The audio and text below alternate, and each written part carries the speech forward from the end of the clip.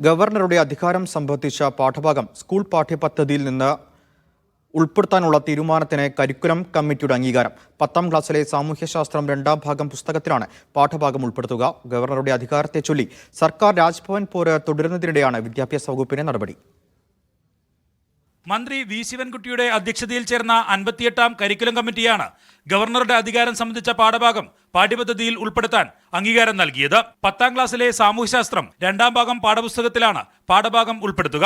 ജനാധിപത്യം ഒരു ഇന്ത്യൻ അനുഭവം എന്ന അധ്യായത്തിൽ ഗവർണറുടെ അധികാരങ്ങളും ചുമതലകളും സവിസ്തരം പ്രതിപാദിക്കും. കൂടാതെ അടിയന്തരാവസ്ഥ, ഇന്ത്യൻ ജനാധിപത്യത്തിലെ പ്രതിസന്ധി ഘട്ടം, ഇലക്ട്രൽ ബോണ്ട് റദ്ദാക്കിയ സുപ്രീം കോടതി വിധി, റിസോർട്ട് രാഷ്ട്രീയം എന്നിവ സംബന്ധിച്ചും ഈ അധ്യായത്തിൽ വിശദീകരിക്കും. ഓണാവധിക്ക് ശേഷമാകും 10ാം തരം വിദ്യാർത്ഥികൾ പാഠഭാഗം പഠിക്കുക.